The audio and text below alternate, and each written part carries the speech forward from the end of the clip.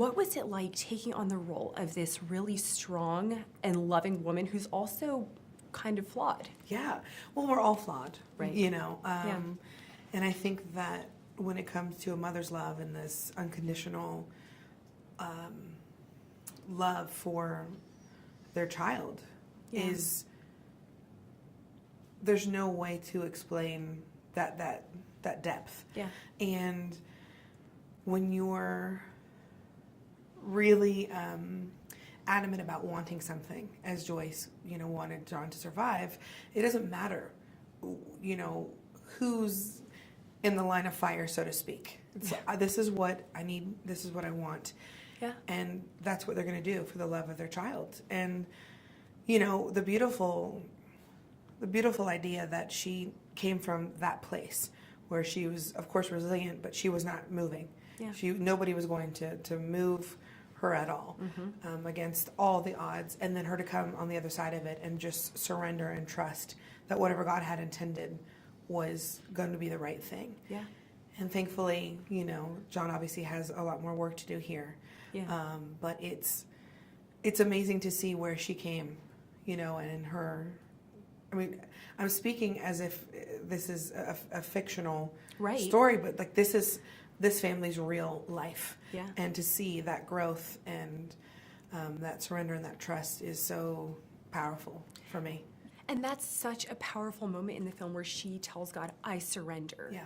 And why do you think sometimes it takes complete surrender on our part for God to work a miracle?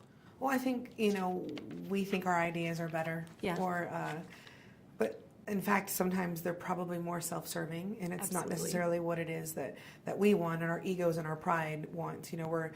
We're human beings. Yeah. So we are flawed, and we have these issues, and then we're all sort of trying to overcome them. So we know that God's love is ultimate, and that what He has in store for us is the right thing. But I think being human, we want what we want, even if it's not good for us, or we don't know the best. Right. The best plan for our lives necessarily. And we do live in a culture that's pretty lonely, and there's a lot of uncertainty. Why is it so important to have a faith to hold on to in these times? I think personally, I've always had a strong sense of faith, and it's helped carry me through really difficult situations. And I think you can apply it to every single, and hopefully you do, to every single situation in your life. Yeah.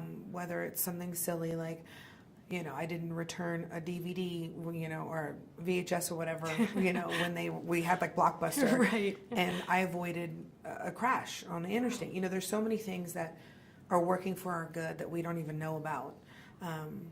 And I think it's a beautiful, because it's a film, but it's a true story.